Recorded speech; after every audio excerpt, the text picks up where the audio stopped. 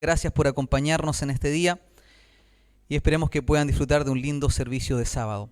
Mis hermanos, el día de hoy quiero compartir con ustedes una temática especial que es muy relevante para nosotros, muy importante, y quiero introducirla haciendo la siguiente pregunta. ¿Por qué las personas abandonan la iglesia? Probablemente tú recordarás amigos, personas que un día estuvieron en este lugar, pero después ya dejaron de asistir. ¿Por qué las personas abandonan la iglesia? Y la verdad es que cuando estudiamos por qué las personas abandonan la iglesia, nos damos cuenta que hay muchas razones, pero hay una especial que lleva por nombre desilusión. Hay personas que abandonan la iglesia porque se desilusionan. Se desilusionan de Dios, se desilusionan de la iglesia.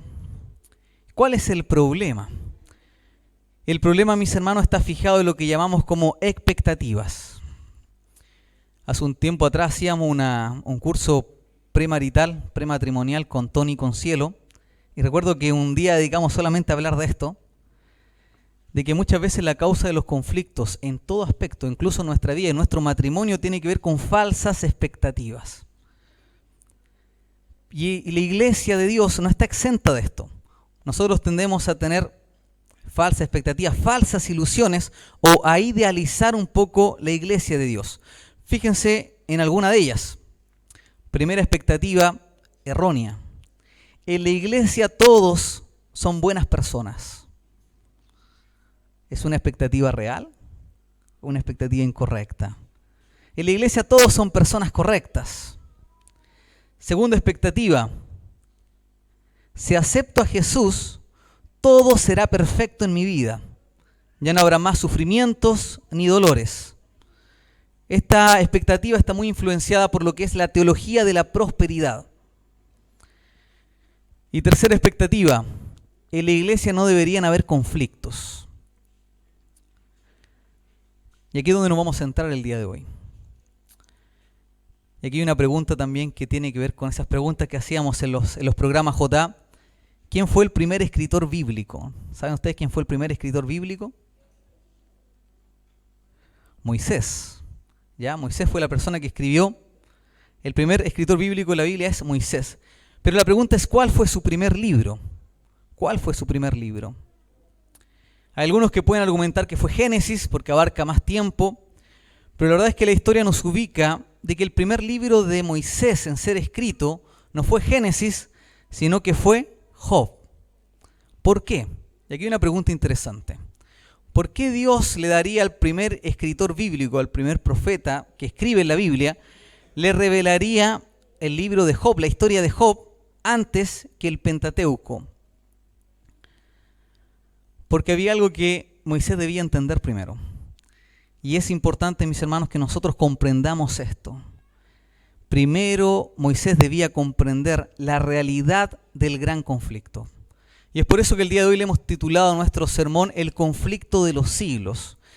Hay una serie que tiene nuestra iglesia que es de 5 libros que se llama la serie El Gran Conflicto. Y el último de ellos tiene el mismo título, El conflicto de los siglos. Yo le invito a que ustedes lo puedan leer. Pero no solamente en eso, sino que nosotros como adventistas del séptimo día tenemos 28 creencias, y la creencia número 8 de nuestra iglesia lleva por título El Gran Conflicto. Es muy relevante, mis hermanos, que nosotros entendamos lo que significa esta creencia. Entendamos que la Biblia nos habla con respecto al gran conflicto. Cuando entiendes la doctrina del gran conflicto, entiendes el misterio del sufrimiento, por qué Dios permite el sufrimiento. Y entendemos también que este mundo en el cual habitamos se convirtió en un campo de batalla, en el campo de batalla del conflicto universal. Vamos a abrir nuestras Biblias en el libro de Job. En el libro de Job, está después de Esther, Job. Busquémoslo en nuestras Biblias, capítulo 2.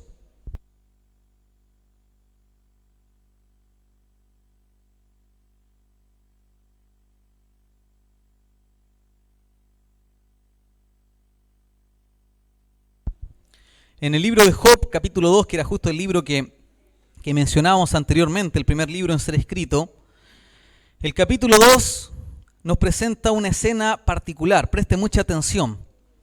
Job, capítulo 2, versículo del 1 al 3. Aconteció que otro día vinieron los hijos de Dios para presentarse delante de Jehová. Y Satanás vino también entre ellos, presentándose delante de Jehová. Y dijo Jehová a Satanás: ¿de dónde vienes? Respondió Satanás a Jehová y le dijo: de rodear la tierra y de andar por ella. Y Jehová dijo a Satanás: ¿no has considerado a mi siervo Job, que no hay otro como él en la tierra, varón perfecto y recto, temeroso de Dios y apartado del mal, y que todavía retiene su integridad, aun cuando tú me incitaste contra él para que lo arruinara sin causa? Fíjense la última parte de la pregunta que Jehová le hace a Satanás. Aun cuando tú me incitaste contra él para que lo arruinara sin causa. Versículo 4. Respondiendo Satanás dijo: piel por piel. Todo lo que el hombre tiene dará por su vida. Pero extiende ahora tu mano y toca su hueso y su carne, y verás si no blasfema contra ti en tu misma presencia. Y aquí nosotros, mis hermanos, encontramos el primer y el gran ataque de Satanás contra Dios. Este ataque tiene que ver contra el carácter de Dios. Las personas que te aman no te aman porque tú eres bueno. Te aman porque tú los tienes bien. Pero si un día dejas que el dolor toque sus puertas, vas a ver cómo se van a alejar de ti. Podríamos decir que tenía cierta razón. Pero Dios le dice: ok. Y nosotros lo vemos en el versículo 6. Jehová dice a Satanás: he aquí, él está en tu mano, mas guarda su vida. Y yo le invito a que ustedes lean este libro maravilloso, que es el libro de Job, porque nos presenta esta realidad. La realidad del gran conflicto. ¿Cuál era el primer ataque? El objetivo del ataque de Satanás contra el carácter de Dios. Dios era un Dios injusto. ¿Por qué? Porque la gente no actúa. Y fíjense, perdona al ser humano, no es justo. La gente lo ama porque él es bueno con ellos. Y hay algo importante también en este conflicto, es que Satanás iba al cielo, a la presencia de Dios, representando a la tierra. Habiendo entendido eso, que es muy importante, vamos a ir ahora al capítulo que nos concentra el día de hoy, que es Apocalipsis capítulo 12. Abramos nuestras Biblias en Apocalipsis capítulo 12.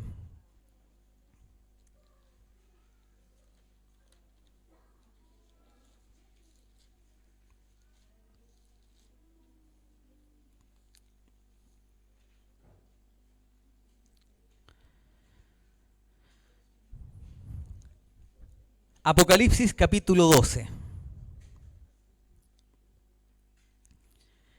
Dice así, versículo 1. Apareció en el cielo una gran señal, una mujer vestida del sol con la luna debajo de sus pies y sobre su cabeza una corona de 2 estrellas. Y estando encinta, clamaba con dolores de parto en la angustia del alumbramiento. También apareció otra señal en el cielo. He aquí un gran dragón escarlata que tenía 7 cabezas y 10 cuernos, y en sus cabezas 7 diademas. Y su cola arrastraba la 1/3 parte de las estrellas del cielo, y las arrojó sobre la tierra. Y el dragón se paró frente a la mujer que estaba para dar a luz, a fin de devorar a su hijo tan pronto como naciese. ¿Quién era esta mujer? ¿Quién era este hijo? Vamos al versículo 5. Y ella dio a luz un hijo varón, que regirá con vara de hierro a todas las naciones, y su hijo fue arrebatado para Dios y para su trono. Y la mujer huyó al desierto, donde tiene lugar preparado por Dios para que allí la sustenten por 1260 días. Aquí nos está hablando el apóstol Juan de una escena de conflicto. El dragón contra la mujer. ¿Quién era esta mujer? La iglesia de Dios. Si nosotros vamos a lo largo de toda la Biblia, vamos a encontrar diferentes referencias a la mujer como la esposa, la mujer como la esposa, como la iglesia como la esposa. Fíjense, vamos a ir diciendo algunos textos. Recuerden Génesis capítulo 3, cuando Dios le da esta especie de castigo a Eva. Le dice, pondré enemistad, a la serpiente, perdón, pondré enemistad entre ti y la mujer. Hay una enemistad, mis hermanos, hay un conflicto entre la serpiente, que es Satanás, y la iglesia de Dios.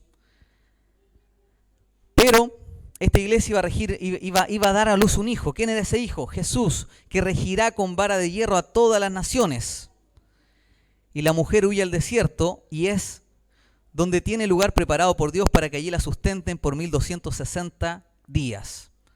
No vamos a entrar el día de hoy en esa profecía, sino que vamos a entrar en lo que viene a continuación. Preste mucha atención.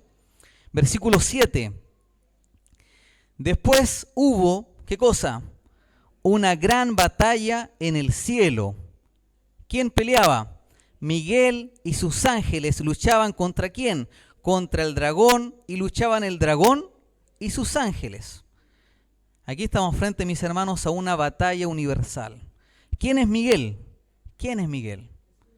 Miguel es Jesús, ¿ya? ¿Por qué? Porque la palabra Miguel viene del griego Micael, que significa quien es como Dios. Ya, por lo tanto, este es Jesús que se viste, ¿cierto?, de su armadura celestial y combate ¿contra quién? Contra Satanás. Versículo 8. Pero no prevalecieron, ni se halló ya lugar para ellos en el cielo. Entonces fue lanzado fuera el gran dragón, la serpiente antigua que se llama Diablo y Satanás, el cual ¿qué cosa hace? Engaña al mundo entero. Fue arrojado a la tierra y sus ángeles fueron arrojados con él. Entonces se oyó una gran voz en el cielo que decía: ahora ha venido la salvación, el poder y el reino de nuestro Dios y la autoridad de su Cristo, porque ha sido lanzado fuera ¿quién? El acusador de nuestros hermanos, el que los acusaba delante de nuestro Dios día y noche. ¿Recuerdan la escena que presenta el libro de Job? ¿Quién de los que se reunieron con Dios iba con el propósito de acusar? Satanás. Satanás era el gran acusador. Pero aquí la Biblia en el libro de Apocalipsis 12 nos dice que ha sido lanzado fuera el acusador. Es decir, ya no tiene más lugar en el cielo. Hasta este día, hasta que Cristo muere en la cruz, hasta que Cristo resucita, Satanás iba constantemente a la presencia de Dios.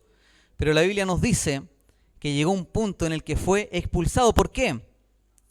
Porque fue evidenciado el plan que él tenía.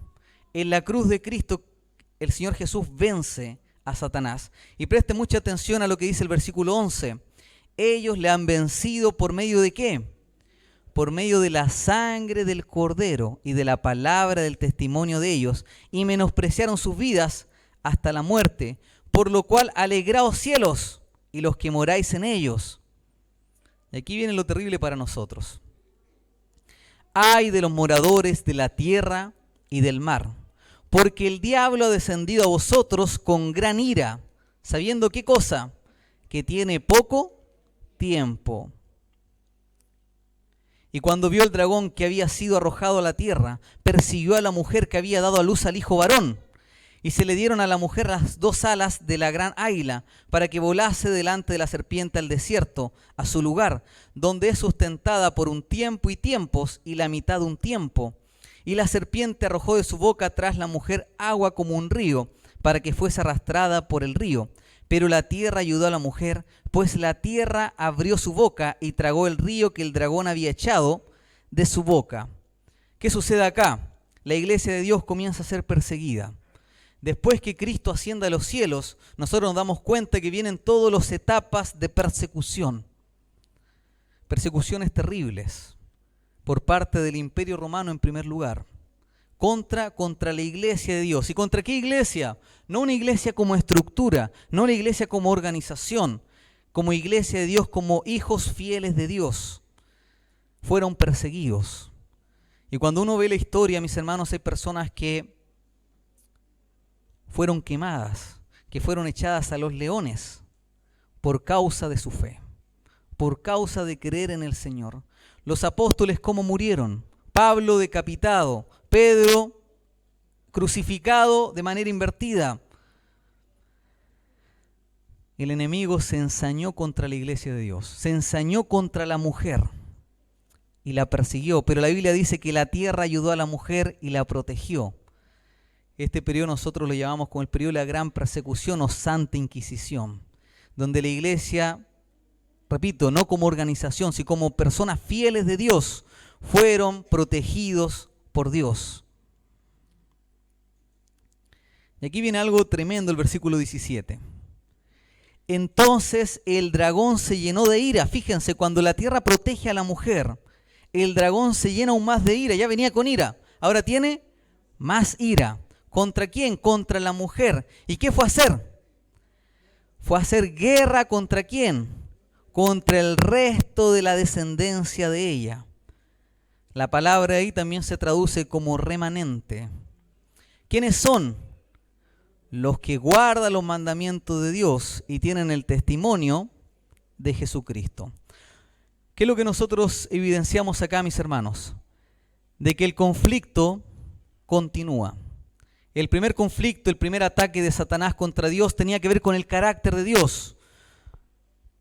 Pero ahora que Cristo lo ha vencido en la cruz, que le ha demostrado que Cristo no es malo, Cristo es bueno, su nombre ha sido reivindicado en el universo. ¿Cuál es el objetivo entonces ahora de Satanás? Si ya fue derrotado, ya perdió la batalla, ¿por qué no se rinde? ¿Por qué continúa? Porque su propósito ha cambiado. El objetivo ya no es atacar el carácter de Dios. El objetivo ahora es quitarte tu oportunidad de ser salvo. Y ahí donde el enemigo de Dios vuelca su ataque. Pues dijo, claro, Cristo muere en la cruz, da la oportunidad de salvar, pero aún me queda una opción para hacer daño. Aún hay personas que no lo han aceptado. Aún hay personas que probablemente no se van a salvar. Y vuelca su ataque en esa dirección. Por eso que Efesios capítulo 6, versículo 12, el apóstol Pablo, Efesios 6, 12, dice, no tenemos lucha contra quién, contra carne ni sangre, sino contra quién tenemos lucha.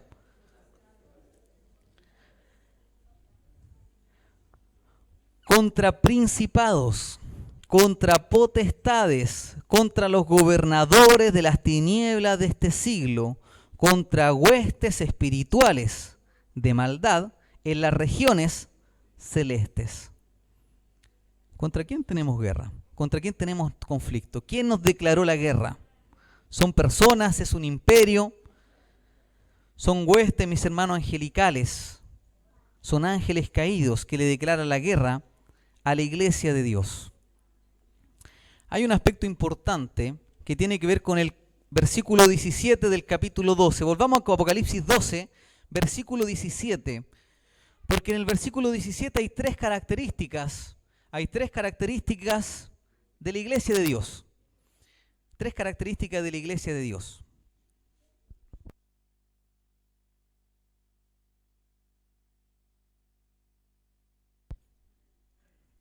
Es importante entender lo que significa remanente o el resto de. Es lo que queda, ¿no? Tiene las mismas características de lo que había antes. Para ser remanente tiene que tener las mismas características. El otro día lo ejemplificaba en un estudio bíblico de la siguiente forma. Si tú compras una torta de piña, ¿ya? ¿Le gustan las tortas de piña? ¿Sí? Muy bien, compras una torta de piña y te comes 3/4 de la torta de piña durante el cumpleaños. Y dice, me quedó un trozo de torta de piña, lo voy a guardar en el refrigerador. ¿Cómo se llama ese trozo que quedó? Remanente, ¿ya? El resto de la torta, el resto de la torta. La pregunta es, ¿ese trozo que quedó tiene las mismas características de la torta general? ¿O ese trozo se convierte en una torta de chocolate? Sigue siendo igual. Por lo tanto, las características de la iglesia de Dios son las mismas características del remanente. Para ser remanente tiene que tener las mismas características de donde viene. Habiendo comprendido eso, mis hermanos, vamos a encontrar tres características en este versículo. Vamos a leerlo nuevamente. Entonces el dragón se llenó de ira contra la mujer y se fue a hacer guerra contra el resto de la descendencia de ella, los que guardan los mandamientos de Dios y tienen el testimonio de Jesucristo.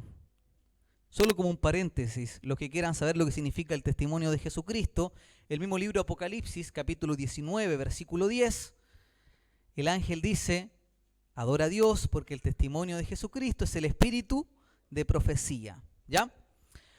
Muy bien. Primera característica entonces del pueblo de Dios.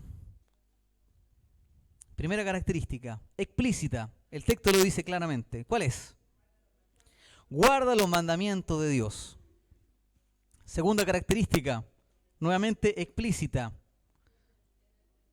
Tienen el testimonio de Jesucristo, que como hemos dicho anteriormente, Apocalipsis 19:10 dice que es el espíritu, el don de la profecía. Dos características. ¿Cuál es la tercera? ¿Cuál es la tercera característica que encontramos en el versículo 17?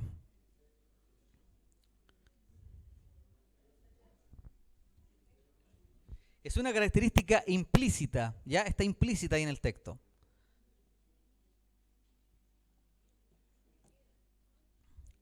¿Cuál es la característica de la iglesia de Dios, del remanente?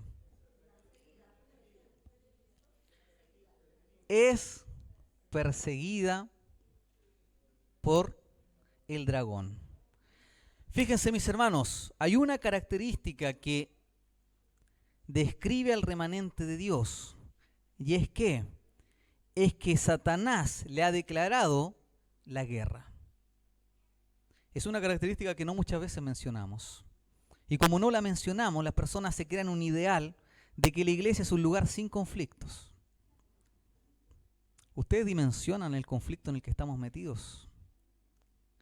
¿Qué pasaría si hoy en día ustedes se levantan en la mañana, ven sus teléfonos y aparece ahí, cualquier país nuestro, yo soy de Chile, y aparece ahí en todos los titulares del mundo, Estados Unidos le ha declarado la guerra a Chile?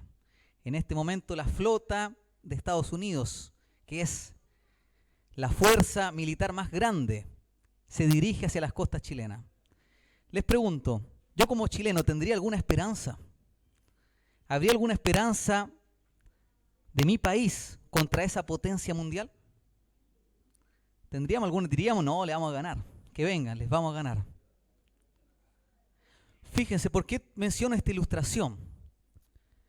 Porque a veces es fácil decir, no, mira, si no tenemos ninguna esperanza contra ellos. Pero yo cuando les digo, a ti, el enemigo de Dios te ha declarado la guerra. Y la Biblia dice que se ha llenado de ira en 2 ocasiones. Y que te va a hacer la guerra, te va a hacer la vida imposible. Y uno a veces lo toma como relajo, como que no pasa nada. Estamos involucrados en un conflicto. Una de las características de la iglesia correcta es que el enemigo le declaró la guerra. En una oportunidad me tocó visitar a una persona que se había alejado de la iglesia. Y me dice, pastor, cuando estaba en su iglesia tenía muchos conflictos, pero me cambié a esta otra iglesia y sabe que en la vida hay 0 conflicto. Me ha ido todo bien. Cuidado. Cuando en la vida no hayan conflictos, preocúpate. Porque la Biblia dice que el enemigo le declaró la guerra a la iglesia de Dios. Por lo tanto, los conflictos, ¿qué son? Son una evidencia de que estás en el lugar correcto. Queremos que no existan conflictos, pero muchas veces son expectativas ilusas, son ilusiones falsas, son idealismos que nosotros generamos en nuestra mente. Vamos al libro de Mateo capítulo 13. Mateo capítulo 13. Y te vas a dar cuenta de la dimensión de este conflicto. Mateo capítulo 13.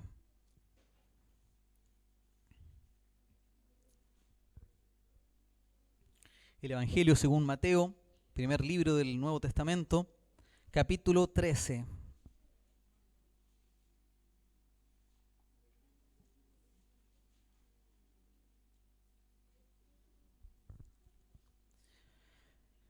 Versículo 24 en adelante.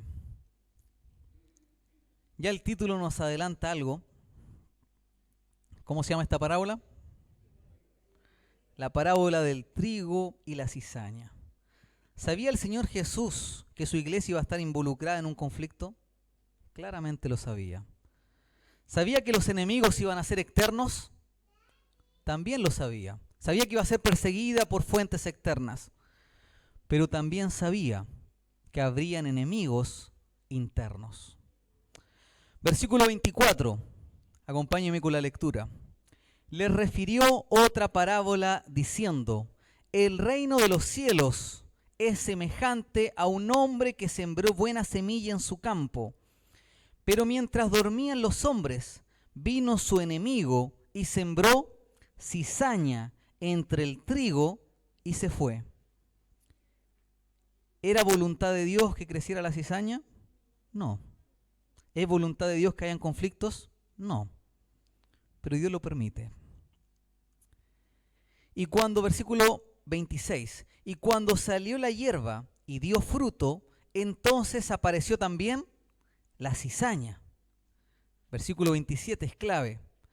Vinieron entonces los siervos del padre de familia y le dijeron: Señor, ¿no sembraste buena semilla en tu campo? ¿De dónde pues tienes cizaña?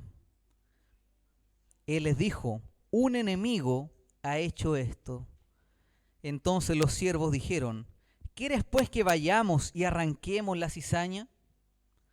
No, no sea que al arrancar la cizaña arranquéis también con ella el trigo. Dejad crecer juntamente lo uno y lo otro hasta la siega. Y al tiempo de la siega yo daré a los segadores: recoged primero la cizaña y atádela en manojos para quemarla, pero recoged el trigo en mi granero. ¿Qué nos dice esta parábola? Esta parábola, mis hermanos, nos aterriza el gran conflicto. Porque cuando hablamos del gran conflicto, no dice, no, si el gran conflicto, mira, entre Jesús y Satanás tuvieron una batalla en el cielo. Pero nos olvidamos que el mismo apóstol Juan, cuando escribe en Apocalipsis, dice: alegraos cielos, pero ay de los moradores de la tierra, porque el enemigo ha descendido a vosotros. Nos encontramos en un gran conflicto y Jesús estaba consciente de esto, por eso que relató esta parábola. Porque él sabía que la iglesia de Dios iba a llegar al punto de decir, bueno, ok, tomemos los conflictivos y saquémoslos. Pero no, Dios dijo no, dejad que crezca juntamente el trigo y la cizaña. ¿Por qué? Porque te puedes equivocar. Porque aquella persona que tú identificas como una cizaña puede ser un trigo que aún no ha dado sus verdaderos brotes. Y aquella persona que tú identificas como un trigo puede ser una cizaña que está escondida. Por eso no es tarea de hombres el separar el trigo de la cizaña. Es Dios el que lo hará en el momento de la siega. ¿Por qué, mis hermanos, toco este tema? Porque la verdad es que dentro del pueblo de Dios, dentro de la iglesia, existe el team de Dios y existe el team del enemigo. Hay personas sentadas entre medio nuestro que son parte del team de Dios y hay personas que pueden ser parte del team del enemigo. ¿Es una realidad que el pastor está inventando? No. La Biblia nos dice que ambos crecerían juntos. ¿Dónde? En la iglesia de Dios. ¿Cómo los identifico? Por su propósito. Recuerden, ¿cuál era el propósito de Satanás una vez que Cristo lo vence en la cruz? ¿Quitarte qué cosa? Quitarte tu salvación. Hay personas, mis hermanos, que su propósito es desmotivarte. Que su propósito es que tú no vuelvas más a este lugar. Y te van a decir cuánta cosa se les venga a la mente para desmotivarte. Te van a herir, te van a dañar. Porque no son conscientes que están siendo instrumentos en las manos del enemigo. Pero también hay otros que son parte del team de Dios. Y la invitación que yo les hago, mis hermanos, es que oremos cada día para ser parte de este team correcto. Cuando me refiero a otros hermanos de iglesia, cuando hablo con otras personas, los animo para que vengan, o mis palabras son siempre de desmotivación, desánimo. Yo sé que todos queremos ser salvos. Nunca en una iglesia he preguntado cuántos se consideran cizañas. Nunca nadie ha levantado la mano. La invitación es a no ser cizaña, a no ser parte del team del enemigo, a ser parte del team de Dios. Pero también le quiero hablar un mensaje especial a aquellas personas que se han sentido heridas. No pienses que porque hay un conflicto en la iglesia no es la correcta. No pienses, cuidado con pensar que porque alguien te hirió en la iglesia, esa iglesia no es la iglesia de Dios. Porque yo diría que esa es la evidencia de que es la iglesia de Dios. Porque la Biblia lo dice. El enemigo le declaró la guerra a la iglesia de Dios. El enemigo nos está declarando la guerra a otras iglesias. Y una vez se mira y dice, oye, pero esa iglesia, mira, les va tan bien. Si no tienen estas características, el enemigo no les declara la guerra. El enemigo le declara la guerra a los que tienen estas características. Por lo tanto, una característica implícita es que somos objeto de los ataques del enemigo. Por eso cuidado con las falsas expectativas. Cuidado con abandonar la iglesia de Dios, porque no, es que en ese lugar me trataron mal. Es que en ese lugar un líder de iglesia me insultó. Porque en ese lugar me pidieron que no viniera más a la iglesia. Es que en ese lugar me miraban feo. Entiende, hay un enemigo que quiere desmotivarte. Y en esa batalla, mis hermanos, estamos todos. Todos. Todos los sábados nosotros llegamos a nuestra casa y experimentamos. Y si nos ponemos a pensar, decimos, mira, yo no debería volver más. Fíjense todas las cosas que suceden. Yo no debería volver más. Y yo, si soy sincero con ustedes, les digo que yo también vivo eso. Y uno dice, pero usted es pastor, difícil. No, también soy objeto de los ataques del enemigo. ¿Cuántas veces el enemigo ha querido desmotivarme? Que me dedique a otra cosa, puros problemas. Pero aprendí que los problemas son la evidencia de que esta es la iglesia correcta. Los problemas Dios los permitió para transformar nuestro carácter, para perdonar a mi hermano. Dios permitió que tu hermano te hiciera daño, para que pueda reflejar el carácter de Dios también, que tiene que ver con la misericordia, con el perdón. ¿Cómo tratas con aquellos que yerran? ¿Cómo tratas con aquellos que un día ofendieron a tu familia? Con aquel hermano que quizás le hizo daño a tu hijo. ¿Cómo tratas con él? Dios permitió que la cizaña creciera para transformar nuestro carácter. Pero también, mis hermanos, la iglesia de Dios es un lugar donde el enemigo va a generar conflicto. No te olvides de eso, y por eso lo recalco. Porque cuidado con las ilusiones, cuidado con pensar, que si yo me bautizo, entrego mi vida a Cristo, todo va a ser perfecto, todo va a salir bien. Porque ahí es cuando empiezan los problemas. Ahí es donde empiezan, mis hermanos. Pero ¿por qué Dios? Dios no es real. Es que Dios no es real. Si Dios fuera real, Dios me daría esto, Dios me daría esto otro, Dios me daría esto otro. Ojalá Pablo hubiese pensado así. Apedreado, golpeado, y al final muera hasta decapitado. Imaginan a Pablo pensando como nosotros. ¿Por qué? ¿Cuántas madres vieron a sus hijos arder, pero se mantuvieron firmes a Dios? La vida del cristiano es una vida de conflicto, pero solo hay victoria cuando, y aquí viene la parte linda de la historia, cuando tú te encuentras en Cristo Jesús. La única forma, mis hermanos, de hacer frente a los ataques del enemigo es cuando tú te armas, te proteges con la armadura de Dios.